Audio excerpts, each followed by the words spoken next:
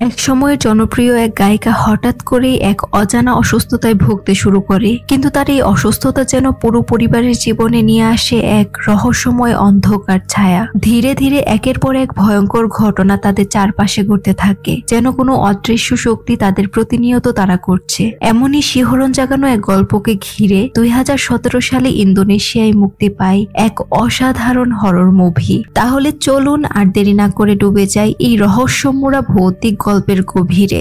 শয়তান স্ল্যাব মুভিটির এক্সপ্লেনেশনে মুভির শুরুতে আমরা রিনি নামে একটা মেয়েকে মিউজিক স্টুডিওতে দেখতে পাই এবং সময়টা হচ্ছে তখন 1981 সাল। তো এই রিনির মা মাওয়ানি সুয়োনো হচ্ছে এক সময়কার বিখ্যাত গায়িকা, কিন্তু গত কয়েক বছর ধরে সে একটা অজানা রোগে বিছানায় শয্যাশায়ী। তার চিকিৎসার খরচ জোগাতে তার পরিবার আজ প্রায় নিঃস্ব, এমনকি তাদের বাড়িটাও ব্যাংকের কাছে বন্ধক রাখতে হয়েছে। তো রিনিকে আমরা তার মায়ের সেই এজেন্টের সাথে কথা বলতে দেখি। তখন এজেন্ট জানায় যে তার মায়ের গানের রেকর্ডগুলো এখন আর বিক্রি হয় না বললেই চলে। তাছাড়া তার মায়ের প্রাপ্য সমস্ত টাকাও তারা অলরেডি পরিশোধ করেছে এবং অসুস্থতার কারণে সে যেহেতু গান করার অবস্থায় নেই, তাই এই ব্যাপারটা নিয়ে তারা আর কোনো সাহায্য করবে না। তো এরপরে রিনি শহর থেকে তাদের বাসায় ফিরে আসলে আমরা তার পরিবারের বাকি সদস্যদের দেখতে পাই। হুইল চেয়ারে বসা সেই বৃদ্ধ মহিলাটি হচ্ছে তার দাদি এবং তার 3 ভাইয়ের মধ্যে সবার বড় হচ্ছে টনি, এরপরে বন্দি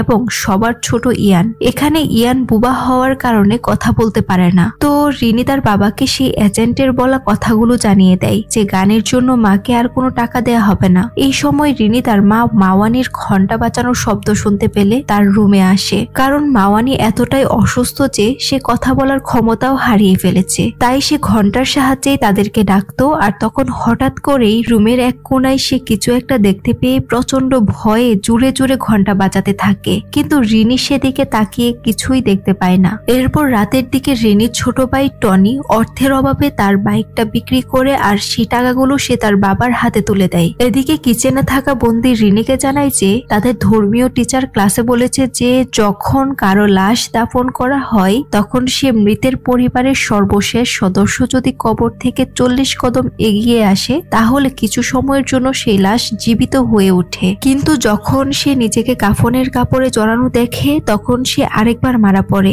রিনি তখন এটাকে কুসংস্কার বলেই উড়িয়ে দেয়। এদিকে টনি মায়ের চুল আছড়ে দেওয়ার জন্য তার রুমে আসে এবং আছড়ে দিতে গিয়ে অনেক বেশি চুল ঝরে পড়তে দেখে সে কিছুটা অবাক হয়। আর ঠিক তখনই রুমের জানালাটাও আপনা আপনি খুলে যায়। এরপর টনি সেটাকে বন্ধ করার পর পেছনে ফিরতেই দেখে যে তার মা একটা অদ্ভুত ভয়ের চাহনি নিয়ে সে জানালার দিকে তাকিয়ে আছে। টনি এতে কিছুটা ভয় পেলে সে তাড়াতাড়ি রুম থেকে বেরিয়ে আসে। তো রাতের বেলায় রিনি তার বাবাকে মায়ের পাশে বসে কথা বলতে দেখে, কিন্তু রহস্যজনকভাবে বাবা তাকে লক্ষ্য করলে সে কথা থামিয়ে সেখান থেকে উঠে যায়। এরপর রাতে যখন সবাই ঘুমাচ্ছিল তখন রিনি হঠাৎ করেই তার মায়ের গন্ঠার শব্দ শুনতে পেলে তার রুমে আসে। তখন সে অবাক হয়ে দেখে যে তার মা জানালার দিকে মুখ করে দাঁড়িয়ে আছে। সে তার কাছে যায়, কিন্তু ঠিক সেই মুহূর্তেই রিনি পেছন থেকে ঘন্টার শব্দ শুনতে পেলে দেখে যে তার মা তো বিছানাতেই পড়ে আছে। সে বারবার ঘন্টা বাজিয়ে কিছু একটা বোঝানোর চেষ্টা করছিল। তখন তার মায়ের মতোই দেখতে সেই মহিলাটি তার দিকে তাকিয়ে একটা শয়তানি হাসি দিতেই সিনটা কাট হয়ে যায়। আর রিনিকে আমরা তার বিছানাতেই দেখি, অর্থাৎ এতক্ষণ সে দুঃস্বপ্ন দেখছিল, কিন্তু তখনই সে তার মায়ের ঘন্টা বাজানোর শব্দ শুনতে পায়। ঠিক একটু আগে দেখা তার স্বপ্নটার মতোই সে রুমে গিয়ে তাকে আবারও দাঁড়ানো অবস্থায় দেখে। এবার রিনি তাকে স্পর্শ করতেই সে ফ্লোরে পড়ে যায়। তখন রিনির চিৎকার শুনে সবাই সেখানে ছুটে আসে আর দেখে যে তাদের মা মাওয়ানি আর বেঁচে নেই। তার মৃত্যুতে তখন সবাই কান্নায় ভেঙে পড়ে। তো পরের দিন সকালে উস্তাদজি নামে এক লোকের সাহায্যে তাদের বাড়ির একদম পাশের একটা কবরস্থানে তাকে দাফন করা হয়। তখন রিনির বাবার সাথে এই উস্তাদজির আলাপ থেকে জানা যায় যে তিনি সম্প্রতি এই এলাকাতে তার একমাত্র ছেলে হ্যান্ড্রাকে নিয়ে শিফট হয়েছেন। এই সময় আমরা রিনির সাথে হ্যান্ড্রাকেও পরিচয় হতে দেখি। তো উস্তাদজি রিনির বাবাকে জিজ্ঞেস করে যে কেন একবারও সে তাকে মসজিদে দেখেননি। এতে রিনির বাবা বলে কারণ তারা ধর্মতে বিশ্বাস করেন না, মানে নাস্তিক। তো এরপর রাতের বেলায় সে টনি আর রিনিকে জানায় যে টাকা জোগাড় করার উদ্দেশ্যে সে বেশ কিছুদিনের জন্য কাল সকালেই শহরে চলে যাবেন, তাই তাদের দুজনের উপর সে বাড়ি দেখাশোনা করার দায়িত্ব বুঝিয়ে দেয়। তো রাতে ঘুমানোর আগে টনি যখন রেডিও শুনছিল তখন আচমকা সে তার মায়ের ঘন্টার শব্দ শুনতে পায়। সে ব্যাপারটা চেক করার জন্য মায়ের রুমে আসে আর দরজা খুলে লাইট জ্বালাতেই দেখে যে সেই ঘন্টা হাওয়ায় ভাসছে এবং তাকে দেখা মাত্র সেটা আবারও ফ্লোরে পড়ে যায়। এটা দেখেই টনি প্রচন্ড ভয়ে দৌড়ে তার রুমে ফিরে আসে। তো পরদিন সকালে তাদের বাবা শহরের উদ্দেশ্যে বেরিয়ে পড়েন আর টনি বন্দির মন ভালো করতে তাকে একটা খেলনা দেয়। সে এতে খুশি হয়ে সেখানে থাকা ছবিগুলো দেখতে থাকে। এই সময় একদম আচমকা সে তার মৃত মাকে একটা সাদা ওয়েডিং ড্রেস দেখতে পেলে ভীষণ ভয় পায় এবং রিনিও সেদিন দুঃস্বপ্নে তাকে এই পোশাকেই দেখেছিল। তো যাই হোক, রাতের বেলায় টনি যখন আবার রেডিও শুনছিল তখন হঠাৎ করেই সেখান থেকে তার মায়ের কণ্ঠ ভেসে আসে। সে বারবার তার নাম ধরেই তাকে ডাকছিল। টনি ভয় পেয়ে তখনই সে রেডিওটা বন্ধ করেন আর ঠিক সেই সময় পাশ থেকে তার মা বলে ওঠে, টনি আমার চুল আছড়ে দাও। এতে সে প্রচন্ড আতঙ্কে সাথে সাথে বিছানা থেকে নিচে পড়ে আর হাতের দিকে তাকাতেই তার মায়ের সে চিরুনিটা দেখতে পায়। কিন্তু সে তখনই লাইট অন করলে তার হাতে থাকা সেটা গায়েব হয়ে যায়। এদিকে ইয়ান আর বন্দি যখন টয়লেট করে রুমে ফিরছিল তখন ইয়ান মায়ের টাঙানো একটা ছবি দেখিয়ে বলে যে তার ভীষণ ভয় করছে। তখন বন্দি সেই ছবিটাকে ঢাকার জন্য একটা সাদা কাপড় এনে সেটার উপর ছুঁড়ে দেয়, কিন্তু কাপড়টা ছবির উপর না পড়ে একটা অদৃশ্য কোনো কিছুর উপর গিয়ে পড়ে, যেটা দেখে তারা ভয়ে হতভম্ব হয়ে যায়। এরপর তারা পেছনে ফিরে দৌড়াতে যাবেই তখন সেই অশরীরী তাদের দিকেই ছুটে আসে। বন্দি তখন প্রচন্ড আতঙ্কে চিৎকার করলে রিনিও সেখানে পৌঁছে যায়। তখন বন্দি বলে যে মায়ের ভূত তাদের উপর অ্যাটাক করেছিল, কিন্তু শকিংলি ইয়ান রিনিকে বলে যে সে কোনো কিছুই দেখেনি। এদিকে দাদিকে দেখানো হয় যে সে খুবই অস্থির হয়ে কাকে যেন চিঠি লিখছে। তো পরদিন সকালে হ্যান্ড্রা রিনিকে বলে যেদিন তার মাকে দাফন করা হয় সেদিন তার মায়ের মতোই চেহারার এক অশুভ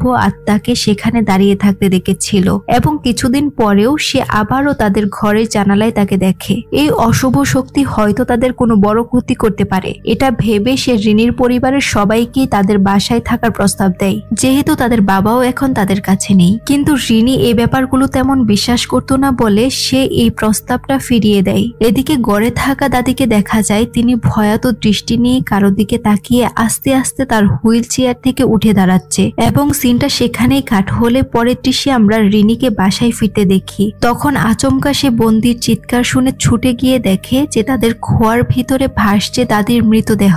এতে সবাই ধরে নেয় যে দাদি হয়তো পানি নিতে গিয়েই সেখানে পড়ে মারা গিয়েছে এবং পরের দিন তাকেও সেই কবরস্থানে দাফন করা হয়। এদিকে মায়ের মৃত্যুর পর দাদিকেও মারা যেতে দেখে বন্দির অবস্থা তখন ভীষণ খারাপ হয়ে পড়ে। তো রাতের দিকে রিনি দাদির রুমে আসলে তার টেবিলে একটা চিঠি দেখে, যেটা বুদিমের নামে একজনকে পাঠানোর জন্য দাদি সেখানে রেডি করে রেখেছিল। কাজেই পরের দিন সকালে রিনি হ্যান্ড্রাকে নিয়ে সেই বুদিমেনের ঠিকানায় গিয়ে পৌঁছায়, কারণ সেই চিঠিতে দাদি তার পরিবারকে বাঁচানোর জন্য এই বুদিমেনের কাছে সাহায্য চেয়েছে। তখন বুদিমেন তাদেরকে জানায় যে সে আর তার দাদি খুবই ঘনিষ্ঠ বন্ধু এবং সাথে এটাও বলে যে রিনির বাবা মার বিয়েতে দাদির কোনো সম্মতি ছিল না, কারণ রিনির মা মাওয়ানি সিঙ্গার ছিল, কোনো সন্তানও হচ্ছিল না। তবে অনেক বছর পর রিনির জন্ম হলে দাদি অবশেষে তাদেরকে মেনে নেয়। কিন্তু ইয়ানের জন্মের পর রিনির মা এক অজানা রোগের শয্যাশায়ী হলে তখন দাদির সন্দেহ জাগে যে সন্তান ধারণের জন্য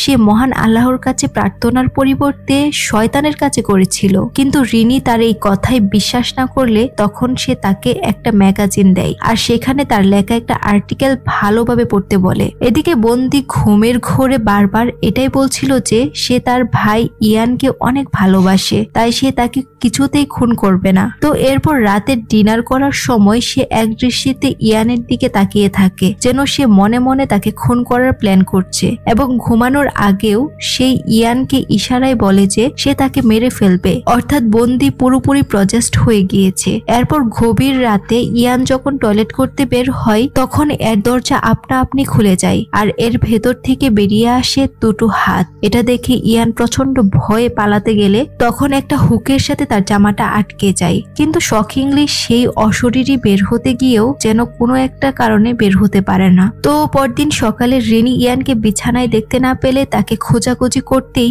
বাড়ির বাইরে একটা ট্রাঙ্কের ভেতর তাকে পেয়ে যায়। আসলে সে ভয় পেয়ে বাকি রাতটুকু সেখানেই লুকিয়েছিল। তখন রিনি তাকে আদর করে বলে যতদিন তারা একসাথে আছে ততদিন তাদের কেউ কিছু করতে পারবে না। এদিকে টনি বুদিমেনের লেখা সে আর্টিকেল পড়ার পর রিনিকে জানায় যে শহরে এমন অনেক শয়তানের পূজা করা কাল্টের গ্রুপ আছে যেখানে সন্তান জন্ম দিতে ব্যর্থ এমন যে কেউ সেখানে যুক্ত হতে পারে, কিন্তু শর্ত থাকে যে সর্বশেষ বাচ্চাটির 7 বছর হলেই তাকে শয়তানকে বলি দেওয়ার জন্য কাল্টের কাছে দিতে হবে। টনি তখন হিসাব করে দেখে যে রিনির বয়স 7 বছর হবার আগেই মা তাকে জন্ম দেয় এবং একইভাবে 7 বছর পর পর বন্দি আরিয়ানের জন্ম হয়। যেহেতু সর্বশেষ বাচ্চাটাও 7 বছর পূর্ণ হলেই শয়তানের কাছে বলি দেওয়ার শর্ত ছিল, তাই যখনই কোনো বাচ্চার 7 বছর হওয়ার কাছাকাছি চলে আসতো তখনই মা মাওয়ানি শয়তানকে বাচ্চাটা না দেওয়ার জন্য আরেকটা বাচ্চাকে জন্ম দিত। এখন সবচেয়ে যেটা দুশ্চিন্তার বিষয় সেটা হলো 3 দিন পর ইয়ান 7 বছরে পা দেবে, কিন্তু রিনি এই কথাগুলো বিশ্বাস করতে পারছিল না। তো এরপর সে ইয়ানকে খাবার দিতে গেলে তখন সামনে থাকা গ্লাসের দিকে চোখ পড়তেই সেখানে সে দাদির কান্নারত মুখ দেখতে পায়। এইবার সে সিরিয়াসলি ভয় পেলে উস্তাদজিকে ডেকে নিয়ে আসেন। তখন উস্তাদ পুরো বাড়ি ঘুরে তাদেরকে মহান আল্লাহ তাআলার কাছে দোয়া চাইতে বলে, কারণ তারা যেহেতু নামাজ পড়তো না তাই এই বাড়িতে শয়তানের ক্ষমতা ক্রমশ বৃদ্ধি পাচ্ছে। তিনিও সেই অশুভ শক্তির উপস্থিতি স্পষ্টভাবে বুঝতে পারছিলেন। তো রাতের বেলা বন্দি আর ইয়ান যখন ঘুমাচ্ছিল তখন ইয়ান হঠাৎ দরজা খোলার শব্দে দেখে যে বন্দির মাথার কাছে দাঁড়িয়ে আছে দাদির ভূত। এরপরে সে তার দিকে তাকালে ইয়ান প্রচন্ড ভয়ে চাদরের ভেতরে লুকিয়ে পড়ে। এদিকে উস্তাদের কথা মতো রিনি যখন নামাজ পড়ছিল তখন তার মা মাওয়ানির মতোই দেখতে সেই অশুভ আত্মা তার পেছনে এসে দাঁড়ায়, আর তার নামাজ পড়া শেষ হতেই একদম আচমকা সেটা তার উপর হামলা করে। তখন লম্বা নখওয়ালা হাতের সাথে তার রক্তশূন্য সাদা মুখ দেখে রিনি প্রচন্ড আতঙ্কে চিৎকার করতে থাকে। এরপর সে আরেক মুহূর্ত দেরি না করে সবাইকে নিয়ে উস্তাদের বাসায় চলে আসে। তো পরের দিন সকালে হ্যানরা বলে যে মানুষ এবং জিন ছাড়াও এমন অনেক ইভল এন্টিটি আছে যারা মানুষের উপর ভর করেই তাদের শক্তিকে বৃদ্ধি করে এবং তাদের উপর এমনই একটা শয়তানের নজর পড়েছে। এরপর টনি ও রিনিকে জানায় যে আর্টিকেল অনুযায়ী সে কাল্ট গ্রুপের পুরুষ সদস্যরাই সন্তান না হওয়া ওই মহিলাদেরকে গর্ভবতী করত, যার মানে হচ্ছে বাড়ি তাদের আসলে বাবা নয়, আর এ কারণেই তাদের 4 ভাই বোনের মধ্যে চেহারার কোনো মিল নেই। এদিকে বুদ্ধিম্যান হ্যানরাকে ফোন করে তার সাথে দেখা করার জন্য রিনিকে আসতে বলে, কিন্তু তার পরিবর্তে হ্যানরাই সেখানে চলে যায়। এরপর বুদ্ধিম্যান তার অপ্রকাশিত আরেকটি নতুন আর্টিকেলের লেখা তার হাতে তুলে দেয়। হ্যানরা তখন তাকে বিস্তারিত জানানোর জন্য অনুরোধ করলো। সে রেডিওর ভলিউম বাড়িয়ে তার কানে কানে কিছু কথা বলেন যাতে তার কথাগুলো সেই শয়তানের কানে না পৌঁছায়। তো এরপরেই হ্যানরা বাসায় ফেরার জন্য বেরিয়ে পড়েন। এই সময় রাস্তায় হঠাৎ করেই তার সামনে একটা লোক এসে পড়লে হ্যানরা তাকে সাইড দিতে গেলে ট্রাকের সাথে তার সংঘর্ষ হয় এবং এতে সেখানেই তার মৃত্যু ঘটে। আসলে হ্যানরাকে মারার জন্যই শয়তান এই কারসাজিটা করেছিল। এরপর তার লাশ বাসায় নিয়ে আসা হলে উস্তাদজি তার একমাত্র সন্তানকে হারিয়ে কান্নায় ভেঙে পড়ে। আর তখন হ্যানরার পকেট থেকে বুদ্ধিম্যানের দেয়া সেই আর্টিকেলটা নিচে পড়লে রিনি সেটাকে তুলে নেয়। এরপর রাতের বেলায় সে বাড়ির বাইরে এক পলকের জন্য মৃত হ্যানরাকে দেখে। তখন সে জানালা বন্ধ করতে গেলে হ্যানরা তাকে ধরে টানতে শুরু করে। এই সময় তার চিৎকার শুনে টনিরা সেখানে ছুটে এসে তাকে সরিয়ে ফেলে। এদিকে উস্তাদ সবকিছু দেখেও তাদেরকে সাহায্য করতে আসে না, কারণ হ্যানরার মৃত্যুর জন্য সে তাদেরকেই দায়ী করছিল। তো এমন সময় রিনির বাবাও সেখানে হাজির হলে তারা আবারও তাদের বাসায় চলে আসে। আর তখনই সে তার মায়ের মৃত্যুর খবর জানতে পেরে কান্না করতে থাকে। এরপরে সে রিনিদের জানিয়ে দেয় যে কাল সকালে তারা এখান থেকে শহরে চলে যাবে। তো খানিক বাদেই রিনি তাকে জিজ্ঞেস করেন যে সেদিন রাতে মাকে সে এমন কি বলেছিল যে সেই রাতেই মা মারা যায়। এতে বাবা জানায় সে শুধু এটাই বলেছে যে তার কারণে বাচ্চাদের অনেক কষ্ট হচ্ছে, যেহেতু তার চিকিৎসার পেছনে সমস্ত টাকা চলে যাচ্ছিল এবং সম্ভবত এই কারণেই মাওয়ানি সেই শয়তানের কাছে হার মেনে তার মৃত্যুকে মেনে নেয়। আর তখনই টনি চিৎকার করলে তারা দুজনেই নিচে ছুটে আসে। সে জানায় যে ইয়ান ভিতরে আটকা পড়েছে। এরপর বাবা দরজা ভেঙে ভিতরে যেতে দেখে যে ইয়ানকে সেই কুয়ার ভেতরে কেউ একজন টেনে নিয়ে যাচ্ছে। বাবা তখনই পানিতে ঝাঁপিয়ে পড়ে তাকে কোনো মতে বাঁচিয়ে নেয়। এরপর তারা ঘরের চারপাশে কালো পোশাক পরা একদল রহস্যময় নারী পুরুষকে দেখতে পায় এবং এরাই হচ্ছে সেই কাল্টের মেম্বার। রিনি বাবাকে বলে যে এরা ইয়ানকে নিতেই এখানে এসেছে। তারা দ্রুত দরজা লক করে ফেলে। এরপরেই তাদের সাথে ভয়ঙ্কর সব কর্মকাণ্ড ঘটতে শুরু করে। এই সময় দাদির হুইলচেয়ারটা টনি, রিনি আর তার বাবার উপর আছড়ে পড়লে তারা তিনজন একটা রুমে ঢুকে যেতে বাধ্য হয়, আর সাথে সাথে তাদের দরজাটাও লক হয়ে পড়ে। তখন রুমের বাইরে শুধু রয়ে যায় ইয়ান আর বন্দি। এ সময় একটা কালো মূর্তির ঝোড়ো বাতাস সৃষ্টি করে ইয়ানকে তার দিকে টানতে থাকে। এদিকে দরজা খুলতে না পেরে রিনির বাবা তার মা আর স্ত্রী মাওয়ানির আত্মার কাছে সাহায্য প্রার্থনা করছিল এবং সে মাওয়ানির উদ্দেশ্যে বলে, সব দোষ আমার, প্লিজ তুমি আমাকে মাফ করে দাও। তো এখানে সে কোন দোষের কথা বলছে সেটা আমরা সামনেই জানতে পারবো। এদিকে বন্দি সামহাও পজিশন থেকে মুক্ত হলে সে ইয়ানকে বাঁচানোর জন্য ছুটে আসে আর তাকে ধরতেই পেছনে সে আত্মাটা ইয়ানকে ছেড়ে দেয় আর সেই আত্মাই হচ্ছে দাদির আত্মা। এরপর সবকিছুই শান্ত হয়ে আসে এবং তাদের দরজাটাও খুলে যায়। বাবা তখন প্রচন্ড রেগে একটা ছুরি দিয়ে ঘরের বাইরে বেরিয়ে আসে আর সে কাল্টের মেম্বারদের দিকে চিৎকার করে শাসিয়ে বলে যে সে তার কোনো সন্তানকে তাদেরকে নিতে দেবে না। তখন সে মানুষগুলো চলে যাওয়ার আগেই সবাই একসাথে মাটিতে কিছু একটা ফেলে দেয়। তো এরপর সকাল হলে শহরের নতুন ফ্ল্যাটে শিফট হওয়ার জন্য তারা রেডি হতে থাকে। রিনির বাবা বলে তার হাতে যেহেতু এখন অনেক টাকা আছে তাই আজ রাতে ইয়ান 7 বছরে পা দেওয়া উপলক্ষে তারা জন্মদিন সেলিব্রেট করবে এবং কাল রাতের ঘটনার পর থেকে বন্দিও তার আগের স্বাভাবিক অবস্থায় ফিরে আসে। এরপর তারা যখন ট্যাক্সির জন্য অপেক্ষা করছিল তখন উস্তাদ তাদেরকে বিদায় জানাতে আসে আর তারা না যাওয়া পর্যন্ত এখানেই তাদের সাথে সময় কাটাবে বলে জানায়। তো এরপর রিনি বাইরে হাঁটাহাঁটি করতে গেলে সেখানে মাটিতে অনেকগুলো অদ্ভুত লাল রঙের বীজ তার চোখে পড়ে যেগুলো গত রাতে সে কাল্টের মেম্বাররা সেখানে ফেলে দিয়েছিল। এদিকে রাত 10টা বেজে গেলেও সে ট্যাক্সিটা তখনও এসে পৌঁছায় না আর ঠিক সেই সময় ইলেকট্রিসিটিও চলে যায়। এরপরেই বুদ্ধিম্যানের দেয়া সেই আর্টিকেলের কথা রিনির মনে পড়ে গেল। সে পুরো লেখাটা পড়ে নেয় আর তখনই আসে আসল টুইস্ট।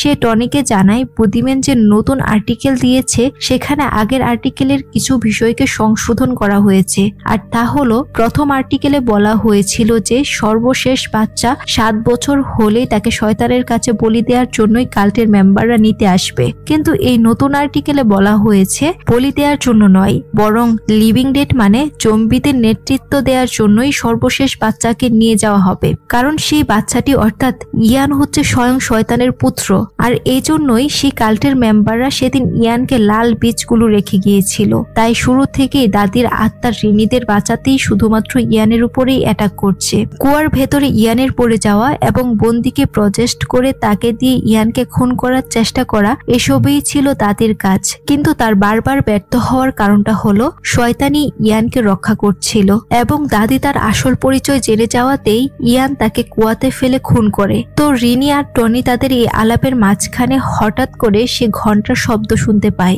আর দরজা খুলতেই দেখে যে তাদের মা কবর থেকে উঠে এসে বাবার রুমেই ঢুকছে। এদিকে রিনির বাবা তো তখন ঘুমোচ্ছিল। এই সময় সেই ঘন্টা তার হাতে চলে আসলে সে জেগে উঠে আর পাশে তাকাতেই দেখে যে মৃত মাওয়ানি সেখানেই শুয়ে আছে। সে প্রচন্ড ভয়ে তখনই রিনিদের রুমে গিয়ে আশ্রয় নেয়। এদিকে বন্দিরও ঘুম ভেঙে যায়। সে দেখে যে ইয়ান জানালার সামনে দাঁড়িয়ে একটা অজানা প্রাচীন ভাষাতে কথা বলছে। বন্দি এতে ভীষণ অবাক হয় যেহেতু সে বোবা হওয়াতে কথা বলতে পারতো না, যার মানে হচ্ছে ইয়ান শুরু থেকে জানতো যে সে শয়তানের পুত্র এবং এতদিন ধরে সে বোবার অভিনয় করে আসছে। এরপর সে বন্দির দিকে তাকিয়ে খুবই অদ্ভুতভাবে হাসতে হাসতে রুম থেকে বেরিয়ে আসে। বন্দি তখন জানালায় তাকাতেই কবর থেকে উঠে আসা সেই লাশগুলোকে দেখতে পায়। যেহেতু রাত 12টার পর ইয়ান 7 বছরে পা দিয়েছে তাই তারা একে একে কবর থেকে উঠে আসছিল। এদিকে ইয়ান একটা ছুরি দিয়ে উস্তাদের গলা কেটে তাকে মেরে ফেলে। তো রিনিরা তখন পালানোর চেষ্টা করলে তারা বাইরে তাকাতেই দেখে যে ইয়ানকে সেই জীবন্ত লাশগুলো অর্থাৎ জম্বিদের সাথেই হাসি মুখে দাঁড়িয়ে আছে। তখন সেই লাশগুলো চারদিক থেকে তাদেরকে ঘিরে ধরতে শুরু করে। এই সময় দাদির আত্মাকেও সেখানে দেখানো হয় যে এই লাশগুলোকে আটকানোর চেষ্টা করছিল আর ঠিক সেই সময় বুদ্ধিম্যান তাদেরকে উদ্ধার করার জন্য সেখানে হাজির হয়। এরপর তার গাড়িতে করে সবাই কোনো মতে সেখান থেকে পালিয়ে আসে। তো পরের দৃশ্যে দেখানো হয় যে অলরেডি 1 বছর কেটে গিয়েছে এবং ইয়ান বাদে তারা সবাই একটা ফ্ল্যাটে অবস্থান করছে। তখন এক প্রতিবেশী মহিলা তাদেরকে খাবার দিতে আসে। তো এরপরে সে মহিলা নিজের ফ্ল্যাটে ফিরে আসলে তার স্বামী বলে যে এবার আর তাদেরকে কিছুতেই পালাতে দেওয়া যাবে না। তখন সেখানে একটা মানচিত্র দেখানো হয় যেখানে অনেকগুলো পয়েন্ট মার্ক করা আছে আর তার নিচেই একটা জারে সেই লাল রঙের শয়তানের বীজগুলোকেও দেখানো হয়, যা দিয়ে এটাই বোঝানো হয়েছে যে এই দম্পতি ব্যক্তিও সেই কাল্টের মেম্বার এবং তারা রিনিদের উপর নজর রাখতেই সেখানে অবস্থান করছে। তো এরপরেই তাদের দুজনের একটা নাচার দৃশ্যের মধ্য দিয়েই সমাপ্তি ঘটে এই সেই শয়তান স্ল্যাপস মুভিটির। তো বন্ধুরা, মুভিটি কেমন লাগলো অবশ্যই কমেন্টে জানাবে আর সাবস্ক্রাইব করে আমাদের পাশে থাকবে। ধন্যবাদ।